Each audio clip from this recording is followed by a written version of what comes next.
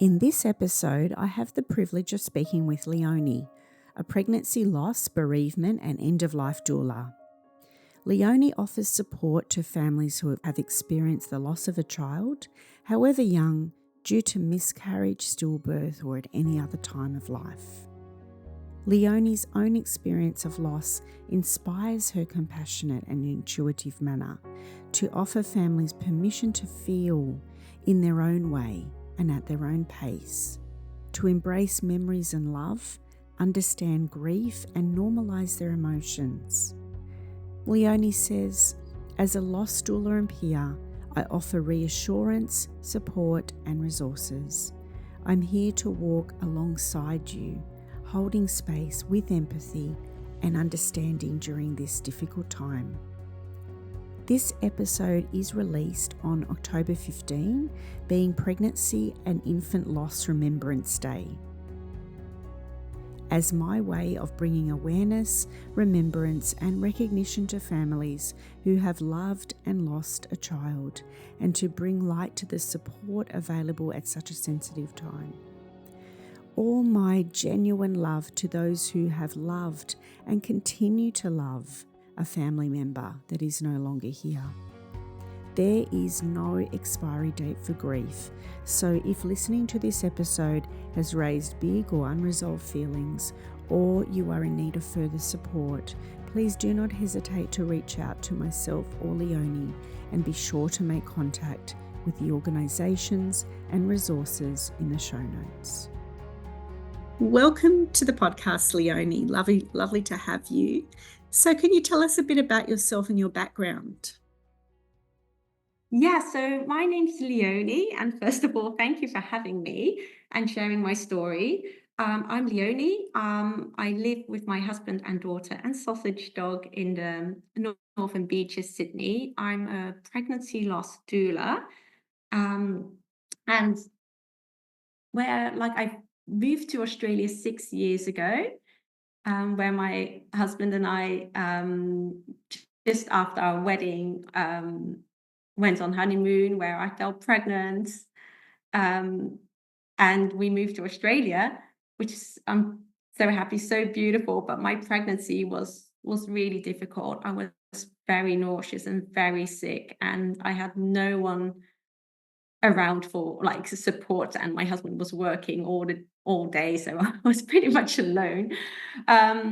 Anyway, we received very sad news after like the 2-week scan, where we had to make the horrible decision of the TMFR, like making the termination for medical reasons. That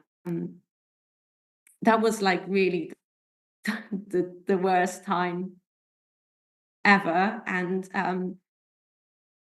I'm very happy that like in that time my sister, she said, I'll just come over, um like from the other side of the world. And even though she was afraid of like traveling and by herself, and she just like right there and there, she said, I'll come over and just sit with you. And that was so valuable to me, because I had no one else, like, or family or anyone around me. And even though like medically, like the support was good, like the social work, the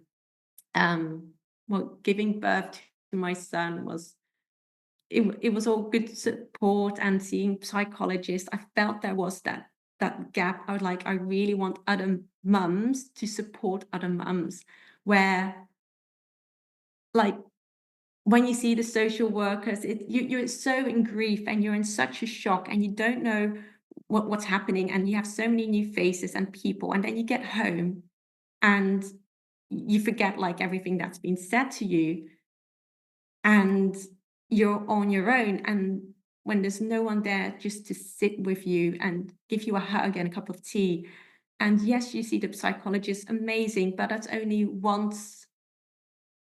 like once every 2 weeks, and you have to go to their their place, and having someone at your home for multiple hours and constant support, someone who helps you understand the information giving just on a calm way, just making a summary and help you understand and just let you cry and let you be. I felt that was very like missing. So that's how I came across um, like the willingness to like to change my career and help, and that only got um, like confirmed after my second pregnancy with my daughter. Um, Like, I got postnatal support. I couldn't get a doula because it was COVID, so the doulas weren't even allowed at birth. So I was very happy I could sort of sneak in a postnatal doula, which were the best days. Postnatally, those were the best days. I would look forward to my doula to come and give me a break, but also just emotionally encouraging me and yeah, really giving me comfort and telling me that I was doing the right thing. So it was so valuable having a doula. And this is when I just put the two together. I was like, wow, I love the doula support, the postnatal. With my own grief, I felt there was like this gap of support missing. So I thought, this is what I want to do. I want to become a pregnancy loss doula. And I went Googling because I wanted to do a course and everything. And I just noted it didn't really exist in Australia, where it does exist in other countries in Europe. And there are even like courses and everything. I thought, well, I'll create my own. So I did the whole birth and postnatal course, did my trainings, did my experiences, got my certificate. I was a birth and postnatal doula. Um, I also did my end of life, the whole end of life journey as a doula, including the holding space consultants with specializing in grief and loss and bereavement. And so mixing that all together, I had like my pregnancy loss doula, which I'm really passionate about. And yeah. Thank you. Thank you for sharing your story, your personal experiences, your loss, your vulnerability.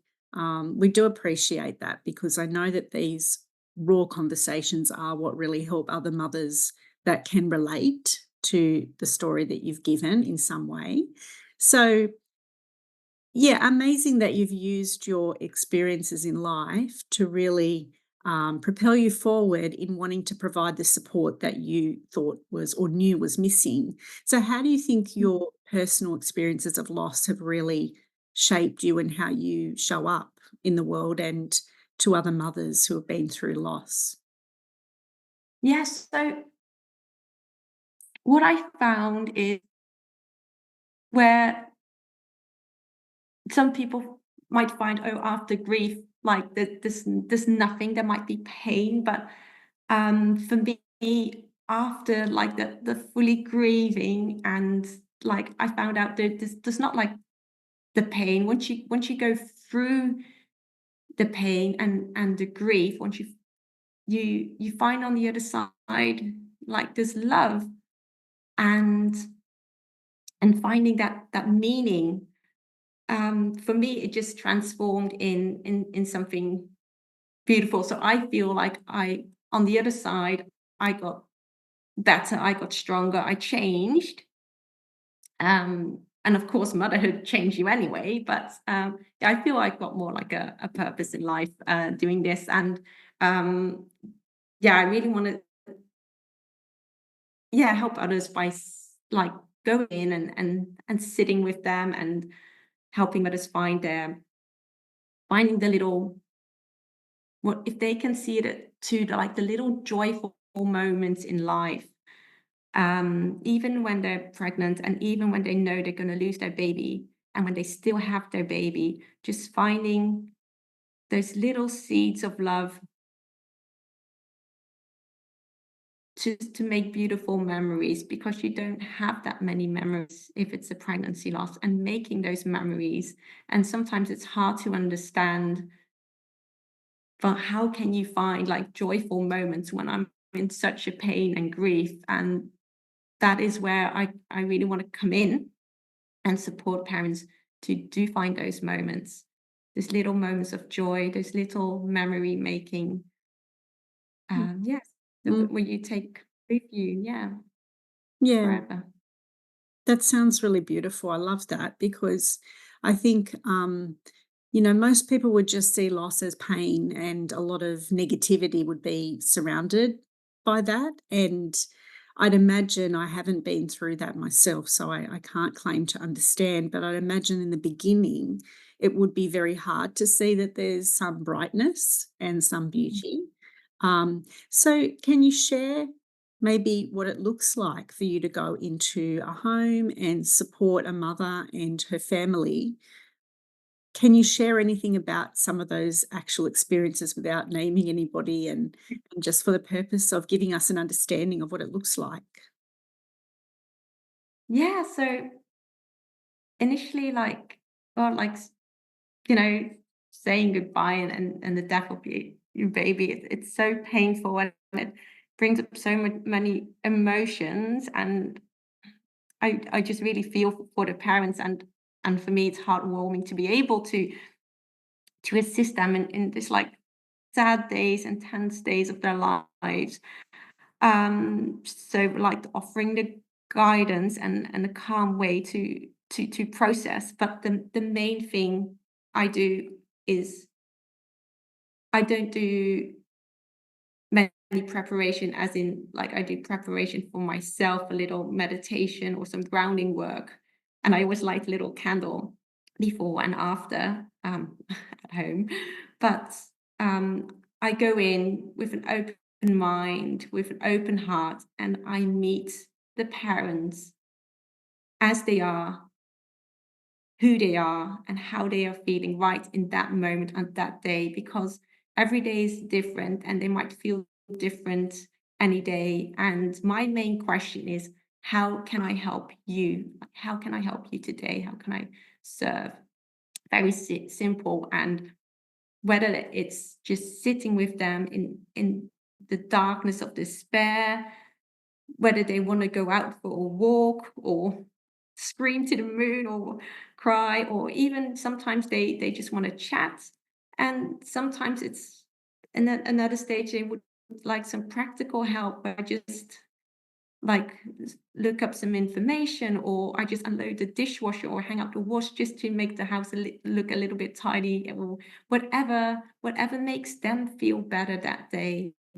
And it's the broad spectrum. So yeah, it's I do like emotional support, practical support, spiritual if needed.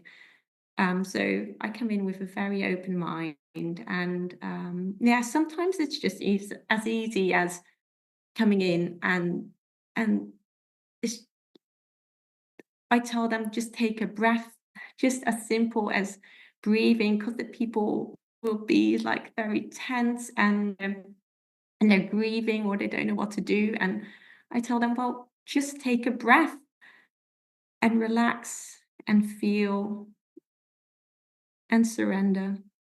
Mm. Yeah, Yeah. yeah. I'd imagine that sometimes silence is more powerful than speaking as well Yeah. at times. Just holding space. Yeah, Exactly. Sometimes there's a lot of silent moments, and that's sort of where, well, not sure if magic is the right word, but where the healing and the grieving has space. Yeah, it's really giving that space. yeah. And like sitting alongside so they don't feel alone, Mm, which I remember thinking at that time, just not wanting to be alone. And sometimes just being sitting in a room I offer as well. Like just if you want to be on your own, I'll be on the sofa, like or just tidy up the house, or I'll sit and knit or read a book, or but I'm there. I'm right here when you need me. You're not alone. yeah, yeah. Yeah, I love that. Just having presence for the family, Mm. but also giving space. Um, Yes, and some of the like other supports. Yeah, it's like with siblings as well, and children, like because I also do education on grief. And involving the children as well, because uh, like it's the children. It's so important. They play an important role of saying goodbye, and it doesn't matter how old they are, but involving the siblings or children in the family. It's important for their own grief, and children can grieve very differently in a complete different way than adults, and even adults like individually grieve for very different. And um, but but adults tend to keep children away from the whole situation out of protection, and which can cause like death to be seen as something scary, and but it remains a natural part of life. And um, most of the times I've seen that the children actually bring in a sense of lightness and peacefulness, where you know where like at the funeral they go and sit under the coffin and play with their Lego, or they go, oh, like, oh, like that's my little brother, and they wave and say goodbye and just do a blow kiss, or they draw on, if it's a carbon uh, coffin, they'll just draw on it, and they they have such more naturally and more of a connection to death, and find it more normal. And I think we've forgotten that, and they're a good example. So I also help parents understand the needs of the children, and like how to answer questions in a simple way but a truthful way, where some parents say like, oh, if it's grandma or the little brother died, and um, the children ask about it. It's like, oh, where did the baby go? Like, oh, they'll answer something like the baby went to sleep and didn't wake up or something, because they want to protect the children. But the only thing you do is like scare the child, like, oh, went to sleep. What if I go to sleep and never wake up? So you create a lot of fear. And by telling the truth in a very simple way, just makes it so much easier, and discussing it. So yeah, so that's something I see. And also in my experience, a lot of times I see where there's a lot of pressure on the relationships. So when there's a pregnancy loss, or a newborn loss, there's, because parents often grieve in a complete different way, and their needs are not met from one another. So often I see tension in the relationship, and relationship starts to wobble just because they grieve differently and their expectations are not met. And um, it's very sad to see, and the statistics show as well that there are a lot of breakups after loss, and that's heartbreaking as well. I'm like, oh, you are so beautiful together, and I just see it happening. So I really encourage um, parents to, or couples, to be kind to one another, to understand grief, that grief can show in different ways, and to ask every day, just ask to each other, like, how are you feeling today? Like really ask, looking at them, how are you feeling? Or can I help you? Or what do you need? Like just a simple thing. And where one needs a hug, the other needs some space, and it could be the complete opposites. Um, so just by understanding and having that knowledge about grief could hopefully help, and communicating can help. But that's one of the big ones I see as well. So yeah, and of course, like next to like the services I offer, there are lots of other services out there, like psychologists or acupuncture, GPs, counselors, like volunteer organizations, relationship therapy, um, and even like make use of friends or family that have experienced loss or something similar, that you can talk to, and or you can listen or connect to. And remember that these friends or family can also be like elderly people, because maybe they've had a loss long time ago, and even if it's been so long ago, they still hold that feeling of grief, like you'll never forget. So yeah. Yeah. And yeah, do make sure you look after yourself and be kind, and get the help and the resources there are, because they are out there. So don't, yeah. What are some of the bigger organisations that I know? Do you do some volunteer work for them as well that can also be very supportive of those going through grief and loss?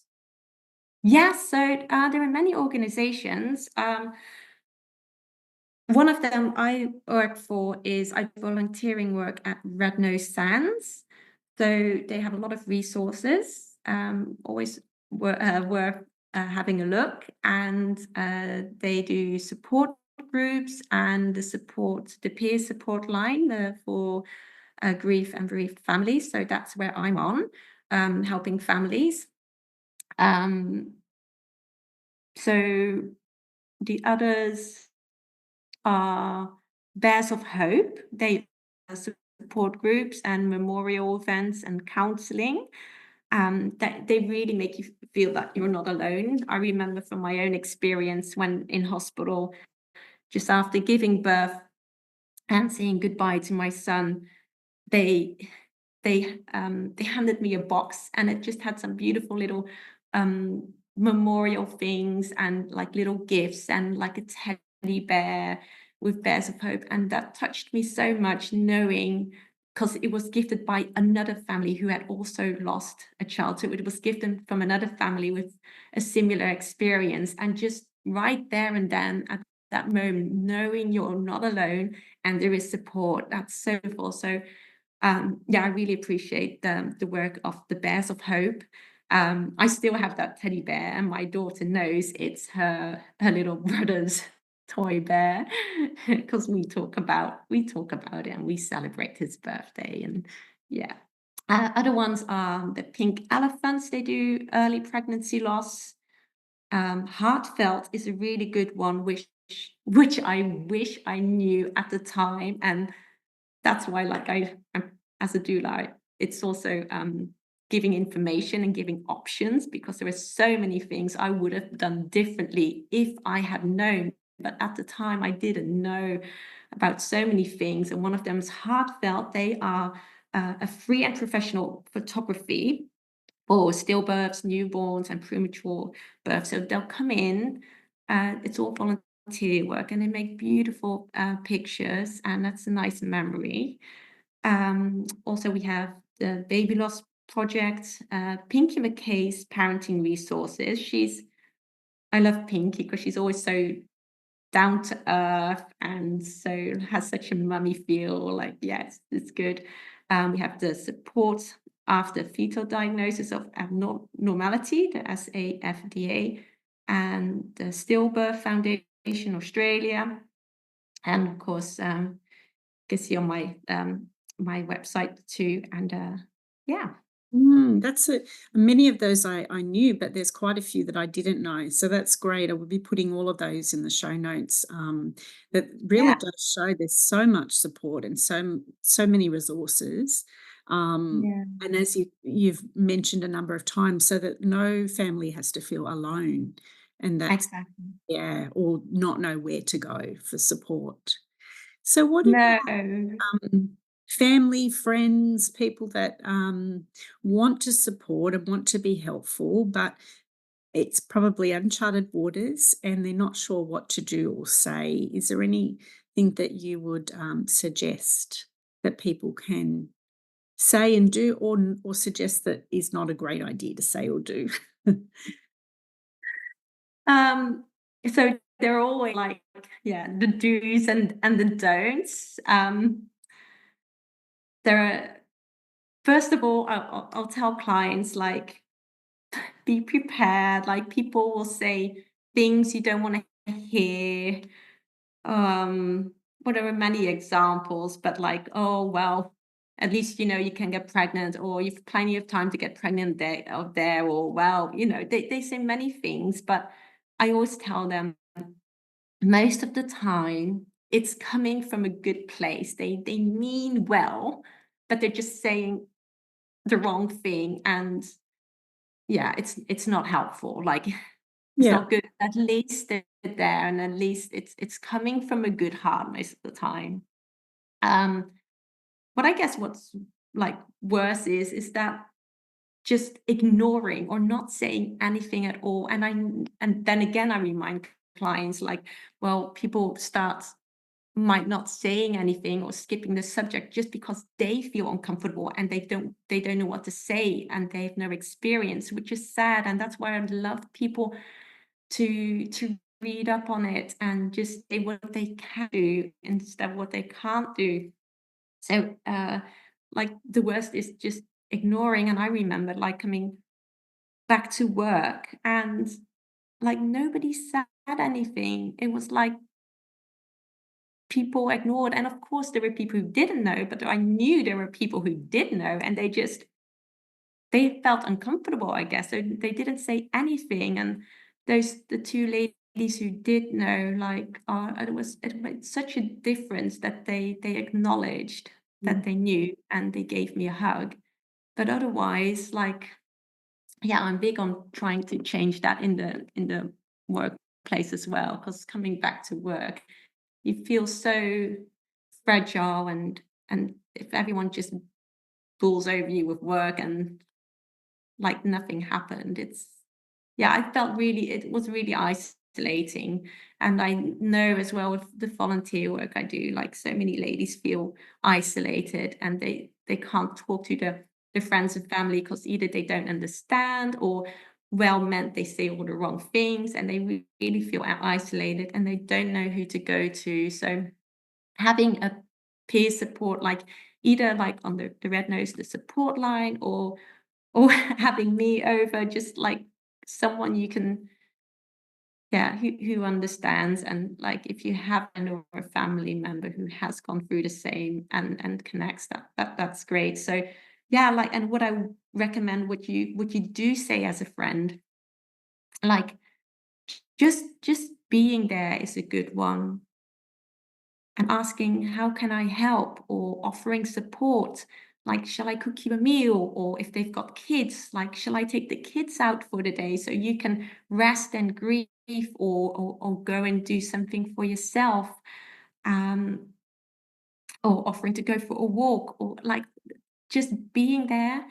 And even if you don't know what to say, you don't have to say anything, like, to comfort her. You don't have to fix her. And that's okay. And like, listening and being with her, and offering support. And um, sometimes when you're like, oh, can I help you? A lot of women will say, oh, no, no, no, because nowadays everyone feels guilty if they ask for help or take on any help. But please do take on help. And as a friend, try to offer more specific, like, let me do your laundry, or let me take you out for lunch, or let me just sit with you today, and I'll just be with you at home. So offering support, or just being there, yeah. And don't worry. And also, don't worry if you do say something wrong. We all say something wrong. Like, even I've said things, like, looking back at friends with miscarriage back in the day, I've said things like, I'm like, oh, that was not the right thing to say. Well meant, but and that's okay. Don't be afraid to say anything wrong. Like, being there is the best. Yeah. I think it's based on this subject being, so not talked about enough, perhaps even somewhat taboo, that probably a fear of saying the wrong thing does cause people to not say anything at all. Yeah. But as you said, like, even if you do say something that may not have come out the way you had hoped, acknowledging that. And I'm sure that the family are going to be very forgiving of that and see the sincerity that you have in wanting to just be there for them. So, yeah, so not saying anything can be worse sometimes, and making that woman feel like she's isolated, and that I'd imagine in some ways that her birth didn't count. Maybe those Yeah. feelings can come up because Yeah. she hasn't got a live baby in her hands, in her arms, that she just has to return to work and return to life, um, Yeah. almost as if nothing had happened, which is something that we would never want a mother to feel, that birth didn't count and wasn't important.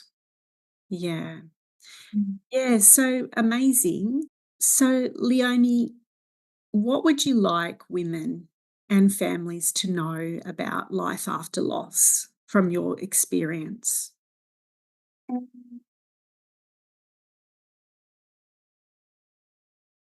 Again, it's um, people are scared like this when they grieve after the grief and the pain, there's nothing there. But when you go through the grief, there is like love on the other side, and you heal when you remember your baby with more love than pain. So yeah, and find a way to create meaning in your own life in a way that will honor theirs. So like finding meaning, find the small seeds of love. I always, as Mm, I already said, like those small seeds, like I like to uh think of the lotus flower. It's so beautiful in like the Buddhism, where they have like that small seed of, in the dark earth, buried deep below in the darkness. But if you find it in the dark, it will start to grow, and it will grow to the surface, to the light. And maybe it will even bloom a beautiful flower. So there is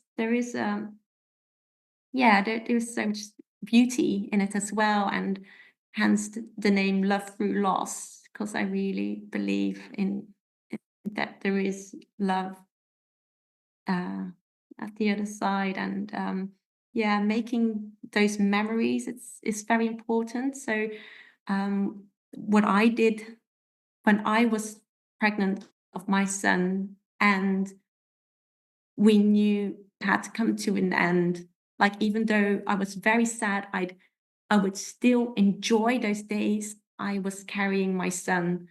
So I would sit in the sun and let him feel the sunshine on my belly. I would still go and have a drink with some friends and laugh, or I'd go for a swim and really enjoying feeling the water, like enjoying that memory with him at the beach. And those little things, like what did I enjoy today? And I'm gonna do, like, I'm together with him. I want to feel him being happy as well, not only my sadness, and having some happy memories together. So in the week leading up, even though it was difficult, I really had like little joyful moments with him, which made very special memories that last forever.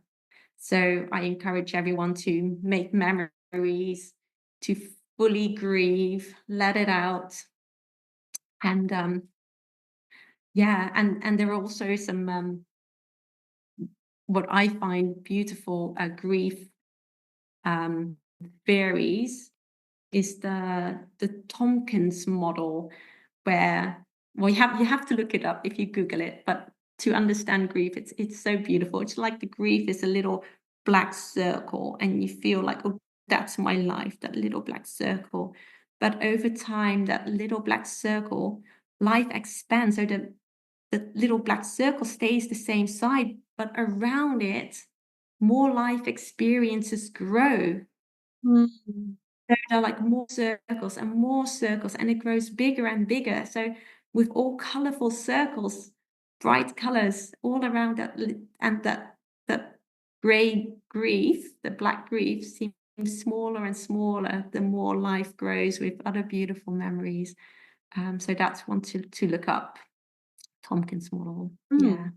I will be. Yeah. Mm. So beautiful, but made me feel quite emotional. You speaking there into the beauty that you've been able to find, even through probably a very dark time as well. Um, Yeah, it's really beautiful and nice to know that there's light, that you can be happy again, and that it's okay to be happy again, and not to feel like that's in any way, um, you know, forgetting about that child, keeping them forever in your hearts and memories, and Yeah, sometimes showing, exactly. yeah, yeah, Like, finding joy in uh life again. yeah, and honor things in their life. I always think like if you meet them back up in heaven, you can always say, "Hey, so what have you done while I was up in heaven? What did Yeah, you do in yeah. your life?" And exciting, like tell me, like you want to come with me. It's fine. I'm like, I'll be miserable the rest of my life. I'm like, Yeah. oh, Yeah, yeah. When you think of it that way, it changes a little bit your perspective on the future of that experience. yeah, Yeah, I'm sure they want them to be happy. absolutely. Yeah. Yeah. Thank you so much. And what an absolutely beautiful thing that you've taken from your own experience and have been able to transfer that into such a beautiful work that's really meaningful. And I'm sure that it actually gives you a lot of joy as well in being able to be there for families and for them to truly know that you do understand what they're going through. How can people find you? Because you are a wonderful resource in this space. So, what is the best way to contact you? Um, I guess just via my website, there's my phone number. That's can Google Love Through Loss Doula Sydney. So that's lovethroughloss.au. And I'm also on another onesie community, which you've spoken about before. And yeah, I think that's how you can find me. We'll have all that information there, in case Yeah. it's somebody that wants to reach out to you. So thank you for all of your insights, helping us to understand, some of the inside of what this work looks like, and for your compassion, which is truly a gift in this world to have that kind of compassion and empathy. For other mothers and other women, and definitely one of the reasons why I have this podcast is it so mothers can support other mothers. So thank you so much. Is there anything else that you wanted to add before we wrap up the conversation? Mm, no, I just don't want mothers to know that you don't have to go through this alone. And yeah, keep remembering looking up when the sun goes down, the stars come out. Yes, thank you. That's a beautiful way to close, actually. Thanks for that. All right. Thank you for your time and all the best. Thank you. I hope that you enjoyed this episode and that it offered something helpful to your own mothering experience. If you are a pregnant woman or know someone who is, head over to my website to receive your free copy of the postpartum checklist and contact list.